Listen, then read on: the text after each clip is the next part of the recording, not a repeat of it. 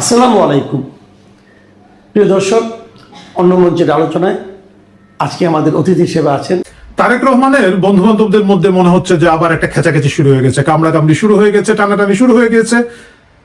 আমি নিবু না তুই নিবু, তুই প্রিয় না আমি প্রিয়, এরকম একটা ভাব দেখা যাচ্ছে। এই প্রশ্নটা কেন উঠলো? এই প্রশ্নটা উঠলো সম্প্রতি চ্যানেল ওয়ানে গত পরশুদিন একটা রিপোর্ট হয়েছে এবং সেখানে মীর শাহে আলমের বিরুদ্ধে তার দুর্নীতি বা তিনি যে ব্যবসা বাণিজ্য করছেন সরকারের সাথে চমৎকার ইনভেস্টিগেশন রিপোর্ট হয়েছে। যে চ্যানেলটি এটা করেছেন সেটার মালিক হচ্ছেন গিয়াসউদ্দিন আল মামুন, তারেক রহমানের সেই বহুল আলোচিত বন্ধু, যার নামে দুর্নামে এর আগের বার যখন 111-এর পূর্ববর্তী বিএনপি জামাত জোট সরকার ছিল তখন টিকা যেত না। সেই গিয়াসউদ্দিন আল মামুনের টেলিভিশনে যখন বর্তমানে আলোচিত মীর শাহে আলমের নামে রিপোর্ট হয় তখন মনে হয় যে এটাকে শুধুমাত্র ইনভেস্টিগেশন জার্নালিজম হিসাবে দেখার সুযোগ নাই। যদিও রিপোর্টটা খুব চমৎকার এবং আমি চ্যানেল ওয়ান কর্তৃপক্ষকে অভিনন্দন জানাই, একটা ভালো রিপোর্ট তারা করেছেন, কিন্তু এটাকে খুব সাদামাটাভাবে রিপোর্ট হিসাবে দেখার সুযোগ নাই। শুনেন, আমি আপনি সকলেই জানি বাংলাদেশের মিডিয়া, অধিকাংশ না বলি কিন্তু বাংলাদেশের মিডিয়ার একটা অংশ, বড় অংশ মালিকের পক্ষে করে থাকে। কি করে থাকে আপনারা বুঝতেছেন। চ্যানেল ওয়ানের এই রিপোর্টটা তাই হতে পারে, কারণ হচ্ছে গিয়াসউদ্দিন আল মামুন এবং বর্তমানের বন্ধু মীর শাহে আলম, যিনি নিজে প্রেস কনফারেন্স করে বলেছেন আমি তারেক রহমানের বন্ধু না, কিন্তু ঢাকা শহরে কান পাতলা আমরা জানি যে সকলেই বলে থাকেন মীর শাহে আলম হচ্ছেন তারেক রহমানের বিশেষ খাস পেয়ারের লোক। সেই খাস পেয়ারের লোক প্রতিমন্ত্রী হওয়ার পরেও সরকারের সাথে ব্যবসা বাণিজ্য চালিয়ে যাচ্ছেন। 3টা মন্ত্রণালয়ের সাথে উনি কাজ করছেন, বাকি 2টা মন্ত্রণালয় থেকে কোটি কোটি টাকার ওয়ার্ক অর্ডার নিয়েছেন এবং তার নিজের মন্ত্রণালয় থেকেও তার পারিবারিক মালিকানাধীন কোম্পানি, মানে যেটার মালিক হচ্ছেন তার স্ত্রী এবং তার সন্তানরা এখন অফিসিয়ালি, আর সেখান থেকেও বেশ কাজকর্ম নিচ্ছেন। খুব মজার বিষয় হচ্ছে এর একটা বড় অংশ টেন্ডার উনি একলা সাবমিট করেন, কারণ উনি এমন জিনিস সরকারকে দেন যেটা বাংলাদেশের আর কেউ দিতে পারেন না, উনি নিজেই দিয়ে থাকেন। বাংলাদেশের মতো একটা ঘনবসতি পূর্ণ দেশে আর কোনো ঠিকাদার পাওয়া যায় না, সাপ্লায়ার পাওয়া যায় না, উনি একা দিয়ে থাকেন। এরকম বরকতময় মীর শাহে আলম। একটু পিছনে ফিরে যাই, 2024 সালের 5 আগস্ট যখন আওয়ামী লীগ সরকারের পতন ঘটে পরেই বেশ আলোচনা হচ্ছিল আশা প্রত্যাশার বাংলাদেশ। সেখানে আমাদের বিখ্যাত কার্টুনিস্ট মেহেদী হক উনি একটা কার্টুন এঁকেছিলেন, Japanese horror movie the ring এর স্ক্রিনের মতো করে একটা আইডিয়া করে উনি দিয়েছিলেন যে টেলিভিশনের পর্দা ছিঁড়ে তারেক রহমান বেরিয়ে আসছেন, মানে হচ্ছে যে এই মাল আইলো, গর্ত থেকে বেরিয়ে আসলো, আবার ফিরে আসলো, এরকমটা ভাব দিয়েছিলেন। কিন্তু আশ্চর্যের বিষয় আমরা দেখলাম যে তারেক রহমান সেটা দিয়ে মোটেও রাগ না করে বরঞ্চ ফেসবুকে তার পেজ থেকে এইটাকে আবার উনি নিজে শেয়ার করেছিলেন। শেয়ার করে উনি অ্যাপ্রিসিয়েট করেছেন যে তা পলিটিক্যাল কার্টুন হওয়া উচিত, শিশির ভট্টাচার্য আগে আঁকতেন, সুন্দর কথা বলেছেন। তারেক রহমান যে এটা অ্যাপ্রিসিয়েট করেছিলেন সেটা আবার আমরা সকলে খুব অ্যাপ্রিসিয়েট করেছিলাম, কারণ আমাদের অনেকের মনে হয়েছিল যে যাক, লোকটা বোধহয় এখন বেশ একটা ডেমোক্রেটিক জায়গায় আসতে যাচ্ছেন, প্র্যাকটিসে আসতে যাচ্ছেন। আগে যৌবনকালে তিনি যে ভুল ত্রুটিগুলো করেছিলেন সেই ভুল ত্রুটিগুলার উপলব্ধি হয়েছে, ভবিষ্যতে হয়তো তিনি সেটা করবেন না। বয়স হয়েছে, দীর্ঘদিন বিদেশে নির্বাসনে ছিলেন, বিভিন্ন ধরনের রাজনৈতিক উথাল পাতালের মধ্য দিয়ে তাকে যেতে হয়েছে, হয়তো এখন তার এই উপলব্ধিটা হয়েছে যে এখন ভালোভাবে চলতে হবে। কিন্তু এই মীর শাহে আলম সাহেবের কারবার দেখে আমাদেরকে মনে হচ্ছে যে আশায় গুড়ে বালি, একটা কথা আছে না, এখন গুড়ে শুধু বালি না, গুড়ে বালি, গুড়ে কাদা, গুড়ে আঠাল মাটি, এই অবস্থায় উনি এটাকে ফেলে দিয়েছেন আর কি। মীর শাহে আলম ইতিমধ্যে ব্যাপক আলোচিত একজন নেতা, রাজনৈতিক নেতা, যিনি ইউনিয়ন পরিষদ থেকে মন্ত্রী পর্যায়ে এসেছেন। তাকে আনার জন্য বগুড়ার 2 আসনে আমাদের কেতলি মার্কার মান্না ভাইকে, যাকে বলা হয়েছিল যে নমিনেশন দেওয়া হবে, সেই আপনারা সকলেই জানেন যে একসময়কার ছাত্রনেতা ভাইবার মান্না নামে উনি বেশি পরিচিত, সেই মান্না ভাইকে নমিনেশন দিয়েছে, আবার দেয় নাই। আবার মান্না ভাই ব্যাংকে গিয়েছেন, দুনিয়ার সকল হেজিপেজি ঋণ খেলাপিদের ঋণ অ্যাডজাস্ট হয়ে নির্বাচনের যোগ্য হচ্ছে, বাট কোনো একটা কারণে মান্না ভাইকে শেষ পর্যন্ত আদালতের দরজায় গিয়ে এই দিক ওই দিক করে করে তারপরে তাকে নিতে হয়েছে। এবং অবভিয়াসলি মাহমুদুর রহমান মান্না উনি ওনার যোগ্যতা অনুযায়ী ভোট পেয়েছেন, 3,500 ভোট পেয়েছিলেন সম্ভবত, বা 4,000 পার হয় নাই আমার যতটুকু মনে পড়ে। তাহলে দেখা যাচ্ছে যে এখানে মীর শাহে আলম সাহেব যাতে আসেন, বিএনপি অন্যান্য বিভিন্ন জায়গায় বড় বড় ক্যান্ডিডেটদেরকে বাদ দিয়ে তার জোট সঙ্গীদেরকে স্পেস দিয়েছে, কিন্তু এখানে সামহাও শাহে আলম সাহেব এসেছেন। ভালো, প্রতিমন্ত্রী হয়েছেন, আরো ভালো। কিন্তু তাহলে যে হারে ব্যবসা বাণিজ্য চালিয়ে যাচ্ছেন ভাই, এটা মোটেও ভালো না। তিনি যেভাবে ব্যবসা করছেন নিজের মন্ত্রণালয়ে, ইভেন যদি আমি খুব যুক্তির খাতিরে ধরি যে না উনি এটার মালিকানাতে নাই, এই কোম্পানিতে নাই, কিন্তু এটা মনে রাখতে হবে যে এই কোম্পানির মেজর শেয়ার হোল্ডার হচ্ছেন, মানে এটার মালিক হচ্ছেন ওনার স্ত্রী এবং ছেলেরা।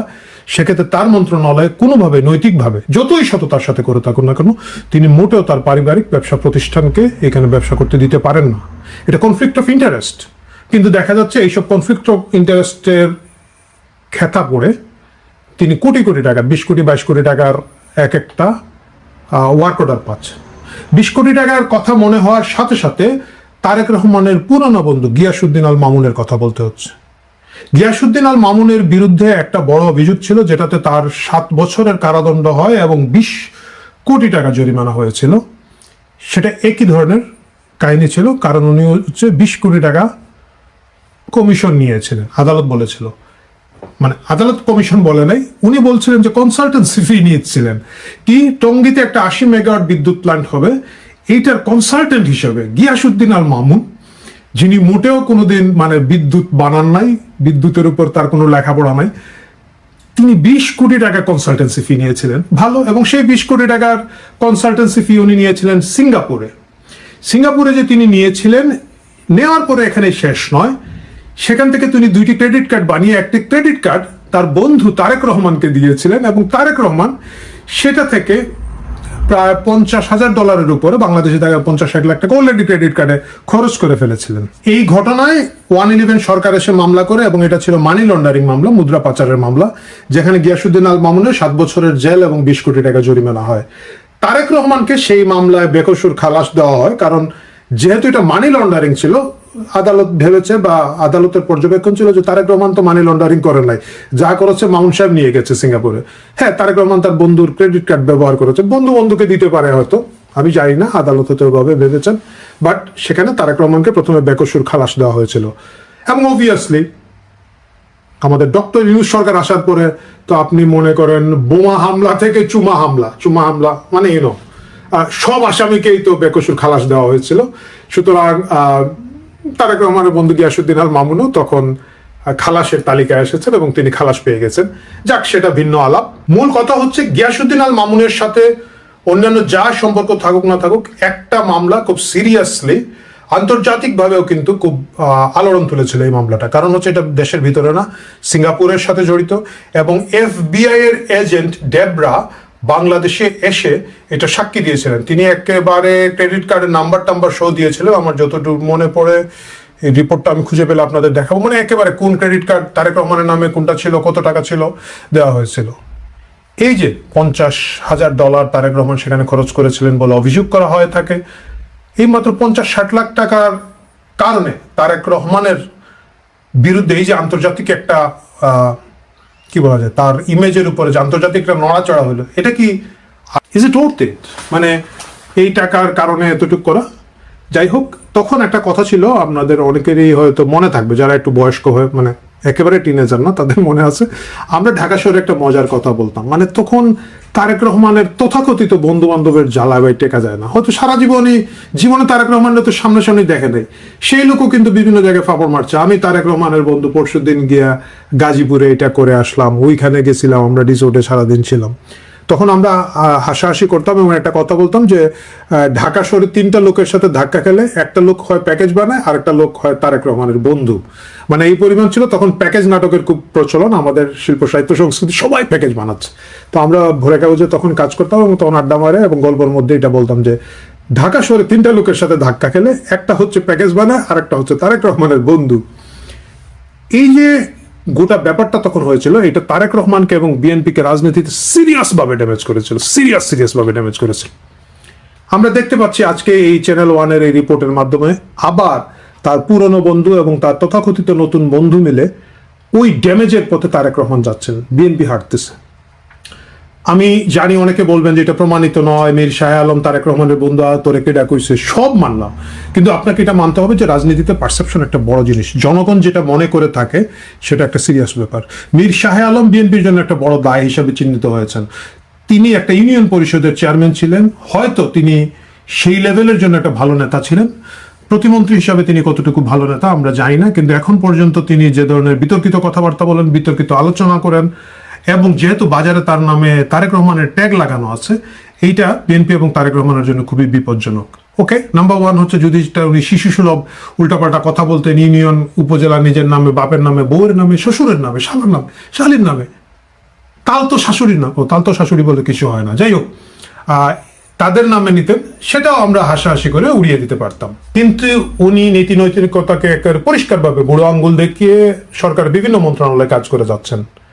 এটা কনফ্লিক্ট অফ ইন্টারেস্ট, এটা নীতি বহির্ভূত কাজ, এবং এটার দায়ভার তারেক রহমানকে নিতে হবে, যেহেতু এই লোক তারেক রহমানের বন্ধুভাবে পরিচিত। এবং এখানে যে এক ধরনের খেচাখেচি শুরু হয়ে গেছে, আমি প্রথমে বলেছিলাম, এটা আমরা গিয়াসউদ্দিন আল মামুনের টেলিভিশন চ্যানেল থেকে মীর শাহ আলমের বিরুদ্ধে রিপোর্ট করা দেখে বুঝতেছি, এবং চ্যানেল ওয়ান বলছে যে তাদের এই রিপোর্টের পরে তারা ব্যাপক হারে সাইবার হামলার শিকার হয়েছে। কারা করেছেন, কে করেছেন আমরা সরাসরি বলতে পারি না, আন্দাজ করতে পারি।